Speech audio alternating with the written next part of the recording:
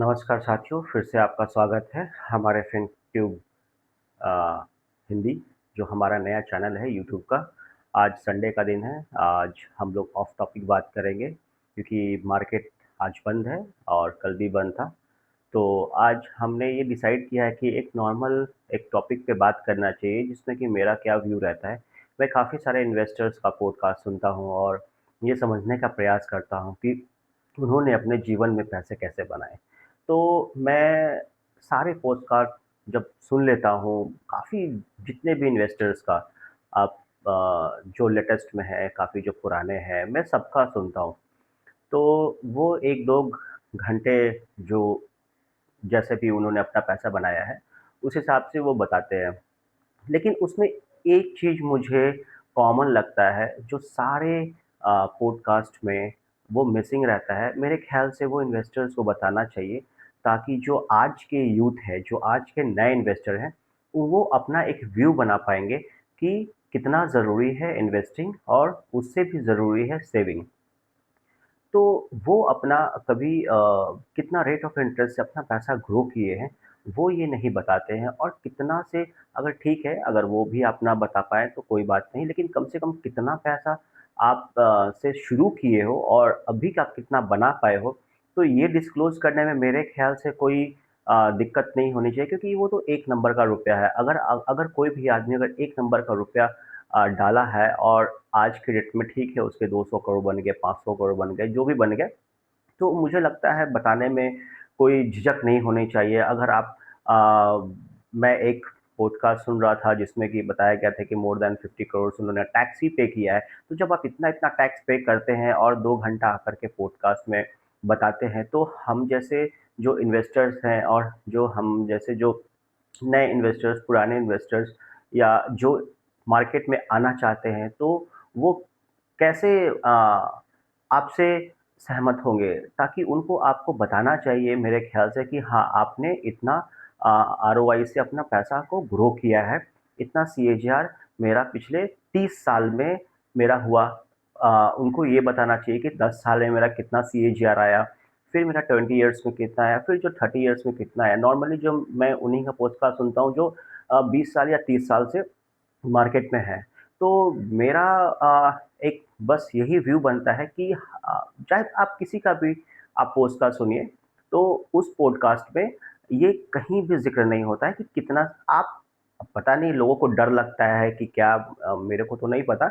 लेकिन मुझे ऐसा लगता है कि अगर आपने सही तरीके से पैसा कमाया, अगर आपने कोई चोरी-चपाटी नहीं की है, तो कोई प्रॉब्लम नहीं है बताने में। कोई 50-50 करोड़ या 10-10 करोड़ आप अगर इनकम टैक्स पे कर रहे हैं, तो आपको बताने में क्या समस्या है कि आपने पैसा कितना लगाया और वो कितना बना, और कैसे आप सोचते हैं, कैसे आप स्टॉक सिलेक्शन करते हैं। वो आप अपना ये एक्सपीरियंस देते ही नहीं हैं। सिर्फ़ ऊपर-ऊपर की बात होती है कि हाँ, ये म्यूचुअल फंड में आपका पैसा सस्टेन रहेगा, लार्ज कैप में आपका पैसा नहीं गिरेगा, मिड कैप में थोड़ा वॉलेटाइल रहेगा, स्मॉल कैप में बहुत ज़्यादा वॉलेटाइल रहेगा। ये बात तो सबको पता है। ये बात तो नए इन्वेस्टर जब आते हैं, तो वो पूरा यूट्यूब ढूँढ-ढाँड़ के, खंगाल के और अच्छे से वो अपना पैसा इन्वेस्ट करते हैं। तो उनको ये इतना बेसिक पता होता है कि कहाँ पैसा डालना चाहिए। लोग 12-12 म्यूचुअल फंड अपना सिलेक्ट करके और इन्वेस्टिंग करते हैं ताकि उनका पैसा सिक्योर रहे। तो वो एक डिफरेंट पार्ट है। हाँ, वो पता है कि वो 10-12% मैक्स टू मैक्स 15% से ज़्यादा नहीं बना पाएँगे, बट अगर ज़्यादा सीएजीआर चाहिए तो बहुत फ़ोकस्ड रहना पड़ेगा इक्विटी को लेकर के। तो आप कैसे इक्विटी सिलेक्ट करते थे? आप जब मार्केट में आए, कोई अगर पॉडकास्ट बना रहे हैं, अगर जब मार्केट में आए, तो वो क्या सोच के आए थे? वो उनका स्टॉक सिलेक्शन क्यों, ठीक है, आप स्टॉक मत बताइए, लेकिन आप फलाने स्टॉक को सिलेक्ट क्यों किया? अगर कोई एक्स स्टॉक है, तो आपने उसको कैसे सिलेक्ट किया? क्या आपका फीलिंग गट्स था कि आपने भी देखा-देखी करके सिलेक्ट किया और आपके पैसे बन गए? क्योंकि ये मार्केट है बॉस, यहाँ बहुत ज्ञानी आदमी भी कुछ नहीं बन पाता है, और कोई कुछ नहीं जानता है, वो भी सब कुछ बन पाता है। क्योंकि ये मार्केट का नियम है। कि और वैसे भी ज्ञानी जितने भी होते हैं वो बहुत ज़्यादा कन्फ्यूज़ हो जाते हैं। इनफैक्ट बहुत, बहुत ज़्यादा इतनी रिसर्च, इतना सब कुछ उनको एक-एक चीज़ परफ़ेक्ट चाहिए। तो जब इतना परफ़ेक्शन में तब पैसा नहीं बनता है। पैसा वहीं बनता है जहाँ पे आपको एक स्ट्रॉन्ग बिलीव हो और बाकी सब ऊपर वाले के भरोसे छोड़ना ही पड़ता है। एक पॉइंट तो ज़रूर आता है, जैसे कोविड के टाइम पे जितने भी दुनिया के जितने भी अच्छे स्टॉक थे, वो सब 50% डाउन थे। तो अब क्या करते हैं, मार्केट से पैसा निकाल लेते हैं? नहीं। तब वहाँ पुराना एक्सपीरियंस काम आता है कि नहीं, 2008 में भी सेम क्राइसिस हुआ था। 91-92 में हर्षद मेहता का जो स्कैम था, सेम सिचुएशन हुआ था। तो वैसे ही करके लोगों ने अपने आप को समझाया होगा और उस हिसाब से वो बेड़ा भी पार लगाया होगा। तो बस मेरा कहने का मतलब यही है कि आप अगर पॉडकास्ट करते हैं, अपना कीमती समय 2 घंटा पॉडकास्ट में देते हैं, फिर आने का टाइम, फिर आपको घर जाने का टाइम, आपके साथ अपॉइंटमेंट, इतना सारा मशक्कत करने के बाद अगर ये 2-4 चीज़ क्लियर हो जाए, तो छोटे इन्वेस्टर या हम जैसे जो इन्वेस्टर्स हैं, उनके लिए बेहतर होगा। तो मुझे जो है लगता है, मेरा जो व्यू है वो मैं बता पा रहा हूँ आप लोगों को। और दूसरी बात ये कि अभी हम एक टॉपिक डिस्कस करेंगे कि अमेरिका और ईरान का क्या अभी हालात चल रहा है और कैसा आने वाले टाइम पे अपना मार्केट रहेगा। दूसरा, काफ़ी लोग पूछ रहे थे कि ये फाइनेंशियल फ्रीडम किसे बोलते हैं और कैसे वो अचीव किया जाता है। तो इसके बारे में दुनिया भर का जो यूट्यूब पे जो चैनल में है, वो सब है, एक बार देख लीजिए। अगर मेरे को नेक्स्ट सैटरडे को टाइम मिलेगा, तो हम ज़रूर ये वीडियो बनाएँगे कि आखिर फाइनेंशियल फ्रीडम किसे बोलते हैं और उसको कैसे अचीव किया जाता है। मोटी-मोटी बस 1 मिनट में मैं इतना ही कि ताकि आपको पैसा के लिए काम ना करना पड़े। पैसा आपके लिए ऑलरेडी काम कर रहा है।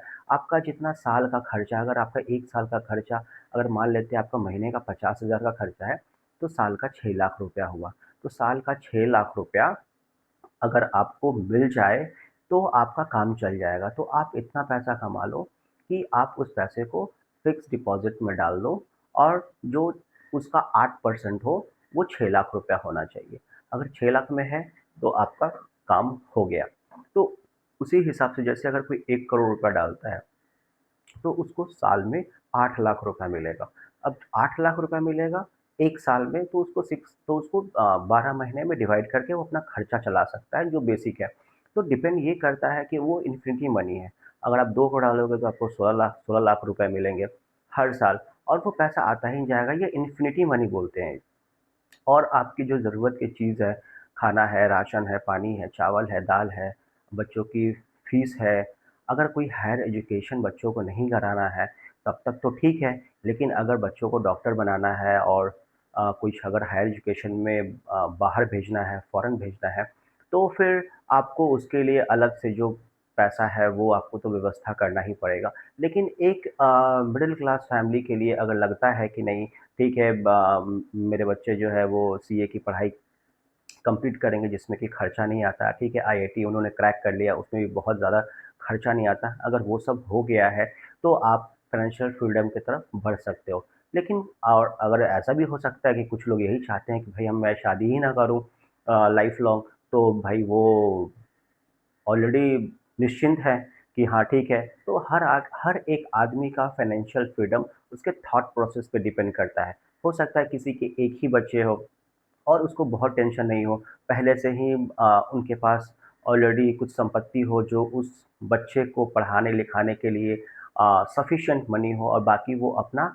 काम कर रहे हैं, कोई दुकान खोल लिए हैं, कोई जॉब कर रहे हैं, कोई गवर्नमेंट जॉब में है, कोई प्राइवेट जॉब में है या फिर कोई भी अपना काम कर रहे हैं और जिसमें कि उनको लगता है कि ठीक है, मैं तो काम कर रहा हूँ अपने बच्चों को खिलाने-पिलाने के लिए और अपने रहने के लिए, करने के लिए सब कुछ, जिससे कि मेरा महीने का मान लीजिए 50,000 60,000 में मेरा काम हो रहा है। लेकिन अगर बच्चा मेरा जब बड़ा हो जाएगा, उसको फ़ॉरेन भेजना होगा, उसको एक मान लीजिए 50 लाख रुपए चाहिए और खर्चा सब मिला कर के अगर 1 करोड़ रुपए है और पहले से ही इन्हेरेंट अगर कुछ प्रॉपर्टी है, अगर उन्होंने सोच के रखा है, तो वो लोग भी निश्चिंत हैं। अब जैसे कुछ लोग ऐसे हैं कि फाइनेंशियल फ्रीडम चाह रहे हैं, अब जैसे मान लीजिए कि अब किसी की बेटी है, अब 2 बेटी है, तो बेटी की शादी करनी है, तो पैसे देने होंगे। वैसे आज तो लड़कों की भी शादी में पैसे लगते हैं, घर से ही लगते हैं, बट वो ज़्यादा प्रेशर में नहीं रहते हैं कंपेयर बिटवीन टू जब लड़कियों की शादी करनी होती है तो उनके फैमिली ज़्यादा प्रेशर में रहते हैं। तो उनको पढ़ाना है, लिखाना है, शादी-विवाह करना है, तो इतने सारे पैसे एक पिता है जो कमा रहा है और उसके बाद ये सारे सपने बच्चों के पूरे कर रहे हैं, तो वो आपको देखना पड़ेगा कि अगर इन्हेरेंट अगर कुछ है, जिससे कि इसको सब्स्टिट्यूट किया जा सके, तब तो ठीक है। नहीं तो अगर आपको खुद ही कमा के और पढ़ाना है, लिखाना है, शादी-विवाह करना, सब कुछ अगर आपको अभी ही कमा के करना है और दूसरा सोर्स ऑफ इनकम कुछ नहीं है, तो फिर आपके लिए फाइनेंशियल फ्रीडम थोड़ा लेट होगा। थोड़ा नहीं, थोड़ा ज़्यादा लेट होगा। ठीक है? आपको खुश करने के लिए ऐसा नहीं बोल दूँगा कि नहीं ठीक है, हो जाएगा ये है। तो वो आपको ज़्यादा अर्न करना पड़ेगा, तभी हो पाएगा। ठीक है? तो ये है और इस पे मैं बहुत डिटेल में एक मैं वीडियो भी बनाऊँगा फाइनेंशियल फ्रीडम के बारे में। क्योंकि काफ़ी लोगों का ये डिमांड है कि फाइनेंशियल फ्रीडम किसे कहते हैं और कैसे इसे अचीव किया जाता है। तो हम लोग कोशिश करेंगे कि नेक्स्ट सैटरडे को हम इसको ज़रूर बनाएँ। और दूसरी बात ये कि अमेरिका और ईरान का क्या चल रहा है। अमेरिका का वही है जैसा कि कभी कुछ बोल रहा है, कभी बोल रहा है कि नहीं ठीक है हम तो सेटलमेंट करेंगे और ईरान ने इधर से गोला भी दाग दिया है। बट अभी जैसा कि ट्रंप के ऊपर में हमला वगैरह हुआ था अमेरिका में आप लोगों को पता होगा। तो उस हिसाब से भी इस अगर हम देखते हैं ये सब चीज़ों को कि अमेरिका नहीं सॉरी ईरान ईरान बहुत एग्रेसिव है। मतलब ये समझिए कि सर पे कफ़न बाँध के अमेरिका से लड़ने के लिए तैयार है। अब जो व्यक्ति सर पे कफ़न बाँध के मैदान में उतर ही चुका है, तो अब डोनाल्ड ट्रम्प की बात है तो अब उसकी तो मेरे हिसाब से उसकी हवा टाइट हो गई है। अगर आप शुद्ध हिंदी में सुनना चाहेंगे, तो यही है डोनाल्ड ट्रंप की भी हवा टाइट हो गई है, जो मेरे को लग रहा है, जो वहाँ के न्यूज़ एजेंसीज़ है, तो उस हिसाब से मेरे को लग रहा है। तो अब मैं आज भी बोल रहा हूँ कि मेरे को नहीं लगता है कि लड़ाई-झगड़ा बहुत दिन तक चलेगा। 28 अप्रैल का वेट मैं भी कर रहा हूँ। कल 27 है और मंगलवार को 28 है। 28 तारीख के बाद क्या होता है, वो है और कल का मार्केट कैसा रहेगा तो देखते हैं रात में खबर पे डिपेंड करता है कि कल का मार्केट कैसा रहेगा और ट्रम्प तो ऑलरेडी एक्सपोज़ हो ही चुका है क्योंकि वो इनसाइडर ट्रेडिंग उनके जो अगल-बगल के लोग हैं वो काफ़ी ज़्यादा कर रहे हैं। 8 बार, 9 बार देखा गया है। वो बोलते हैं कुछ और पहले ठीक 5 मिनट, 7 मिनट पहले वो अपना भाव पकड़ के बैठे रहते हैं। कभी पुट खरीदते हैं, कभी कॉल खरीदते हैं, तो ये सारी चीज़ें चल रही है जो उनके नज़दीकी हैं। तो वो भी मैं तो शुरू से ही यही बात बोल रहा हूँ कि अमेरिका में ट्रम्प को वोट कोई क्यों देगा? जो कैपिटलिस्ट माइंडसेट का होगा। तो कैपिटलिस्ट माइंडसेट ने अगर वोट दिया है ट्रम्प को, तो ट्रम्प की भी ज़िम्मेदारी बनती है भाई उसको अपने टेन्योर में उसको एक ठीक-ठाक व्यवस्था करने का, तो उसी में ट्रम्प लगा हुआ है और मेरे ख़्याल से अब तो लग रहा है कि धीरे-धीरे मामला सब शांत होगा और मेरा व्यू अगर समझा जाए, अगर देखा जाए, तो यही है कि 28 तारीख के बाद ये पूरी पिक्चर क्लियर हो जाएगी। लेकिन हालत कुछ भी हो, ईरान न्यूक्लियर पे कोई समझौता नहीं करेगा। जैसे वो एनरिच यूरेनियम 60% एनरिच कर चुका है, उस पे कोई भी बात ईरान करने नहीं जा रहा है, ये कन्फर्म बात है क्योंकि उसको पता है कि अगर यही हम अपना हथियार अगर हम सेटलमेंट में या मध्यस्थता में अगर हम इसको सौंप देंगे या बंद कर देंगे करना, तो फिर मेरे पास लड़ने के लिए कुछ नहीं बचेगा और जो वो टाइम माँग रहे हैं, उसके बीच में क्या होगा ईरान के साथ, ये कोई नहीं जानता है। और मैंने एक वीडियो में तो ये भी बताया था कि हो सकता है दुनिया को ना पता हो और ईरान 90% इनरिच यूरेनियम कर चुका हो, जो शायद आने वाला टाइम पे पता चले। जैसे हल्का इंडिकेशन तो उन्होंने ईरान ने भी दिया है कि अभी कुछ टाइम बाद भी हम जो न्यूक्लियर का जो बॉन्ड है उससे हम बाहर निकल जाएंगे बट वही सब चीज़ देखना है कि आगे जाके होता क्या है बट इससे मार्केट को अब कोई फर्क नहीं पड़ रहा है मेरे हिसाब से जब तक कि कोई कुछ बड़ा भूचाल ना आ जाए तो आज संडे का दिन था इसलिए बाकी फिर से कल से तो वही घोड़ा वही मैदान आ, आप लोग भी काम धाम में कल से लगेंगे और कल और आज छुट्टी थी तो कल से फिर अपना जो रूटीन वर्क है वो करेंगे और फिर हम शाम को वीडियो रिकॉर्ड करके आप लोग के लिए डालेंगे तब तक के लिए थैंक यू सो मच जय हिंद जय भारत